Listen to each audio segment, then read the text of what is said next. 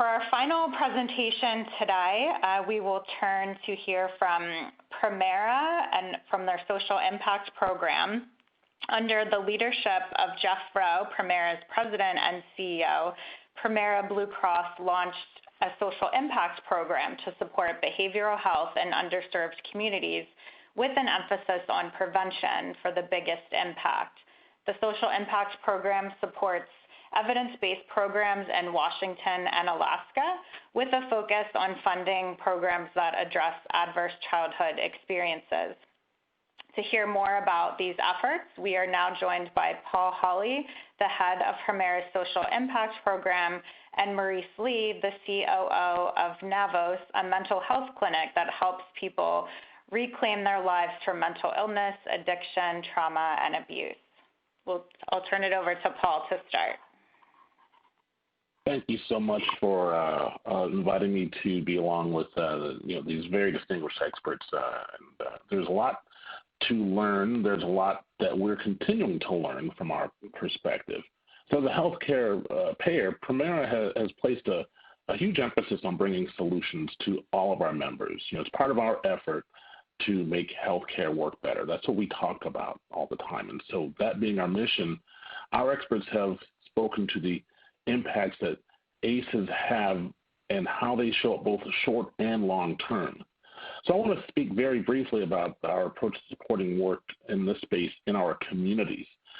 So as you mentioned, our social impact program, which is Premera's philanthropic program, it just got started in 2017, just a couple of years ago.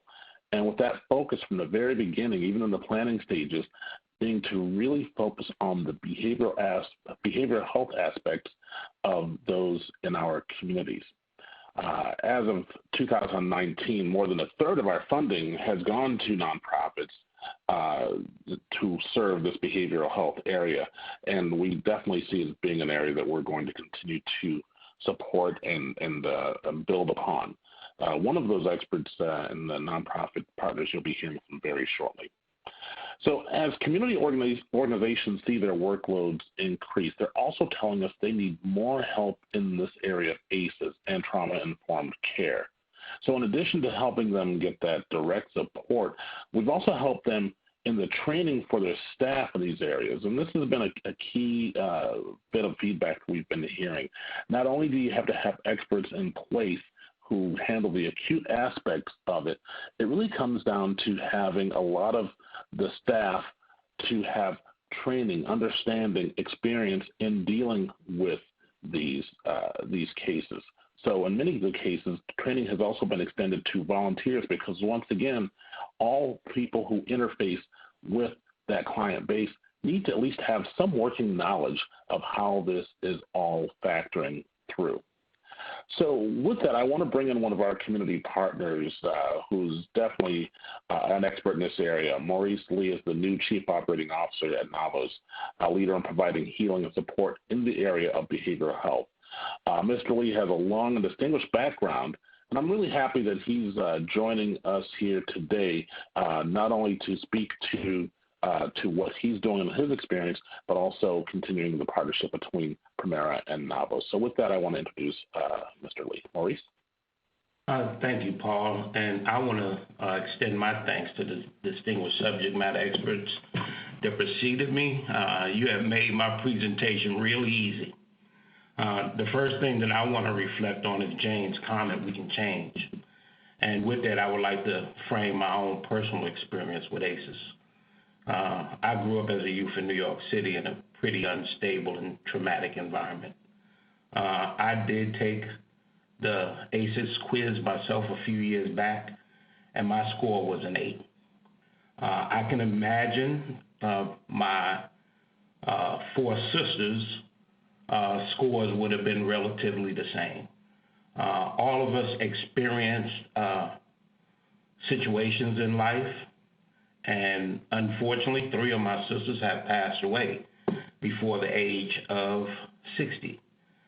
3 of them to cancer, which I will call out that both of my parents smoked in that environment. The other one passed of lupus.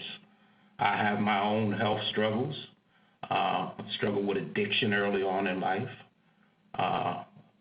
obesity, high blood pressure, and some of the other factors that may be attributed to ACEs. What's important for me to note is that, zip codes often define health and lifespan. And in the neighborhood where I grew up, this was prevalent. And going into other environments produces other results.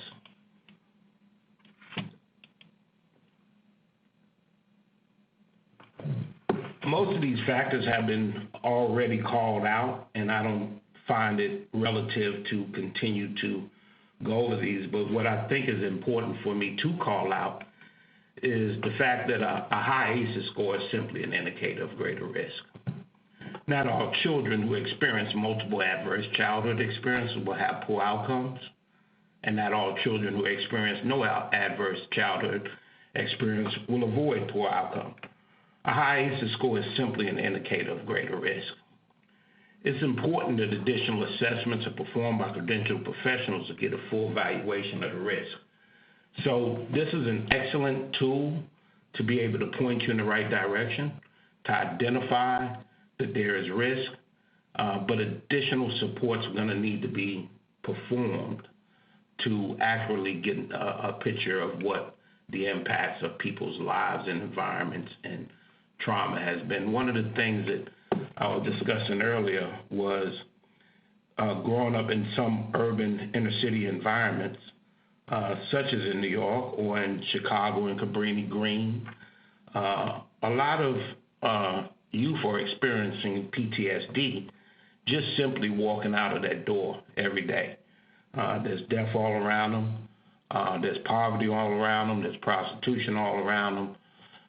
And the norms of that environment are not always conducive with the norms of the greater society, but they may be the socially acceptable norms in that environment. Thus, those elements are perpetuated generationally.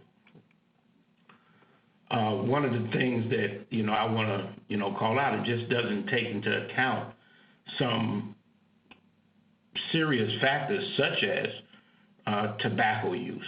The prevalence of both parents smoking in the house is transferred, generationally to their kids. In my household, all my siblings smoked. All my sisters had early pregnancies. So these things give you, the most common questions. But we really need to dig deeper into some of these areas that Jane and Paul were calling out, such as even the Black Lives Matters movement that is currently underway.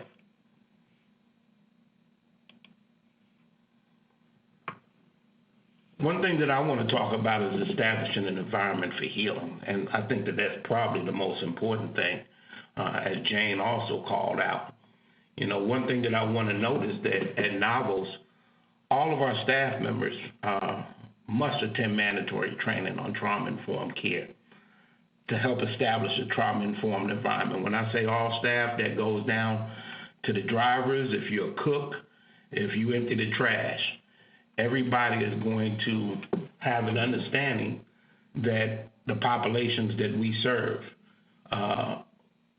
must be considered to have experienced some trauma in life, and we will identify those traumas through additional assessments. But walking in the door, everything has to be considered, from the pictures on the wall to the relationships that are formed, to making sure we provide a safe environment.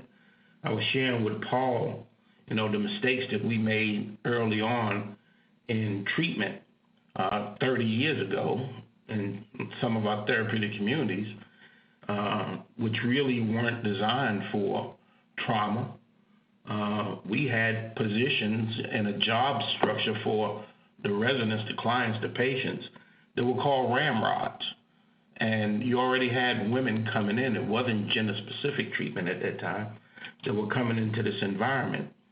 And that term had a negative connotation to it for young women who may have been molested or experienced some sexual trauma of rape and other incidents, that term just was counterproductive to the goals that we were trying to achieve through treatment.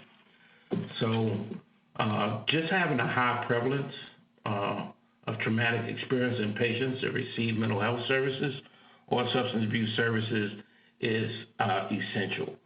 So in doing so, we make sure that everybody is trained. The first factor that's primary is the relationships. The patients need to be feeling safe, have trusting relationships in order for them to be calm and have cognitive and not have fears and uncertainties, much like the experiences that I had growing up as a kid. There was no certainty in my environment. There was no certainty that there would be food. There would be no certainty that the parents would come home. There would be no certainty that the heat would be on in the middle of winter in New York. A nurturing environment is also important for individuals to be able to regulate. Remember, trauma-informed impacted individuals are experiencing a lot of stress, anxiety, and fear. If you're not able to provide a calming and regulating environment, they will not, or they will be more apt to relax because we are offering a bit of sanctuary for their difficult lives. The third factor that I think that's really important for me to call out is the trauma-informed environment has to provide a positive resonance. So the support that's needed, not having chaos in your environment, and people having a concern about their impact on each other, and the clinical teams working cohesively. And it's not dissonance. And the staff honor each other. They share in each other's strength, and they celebrate with each other. One of the things that I will point to is one of our programs at Navos is our Child, Youth, and Family Department. We have a specialized program called Infant and Early Childhood Program that serves low-income families with young children who have experienced trauma. We often receive our referrals for infants and toddlers with child welfare involvement. We work to break the cycles of intergenerational trauma.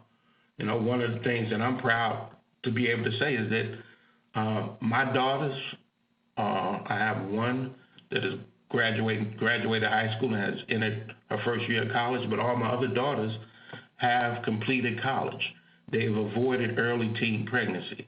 And I think that the environment that was created by me and my wife of not having alcohol, drugs, tobacco in the home has been passed on. And hopefully that results in some positive health outcomes that were not shared in my family with my siblings.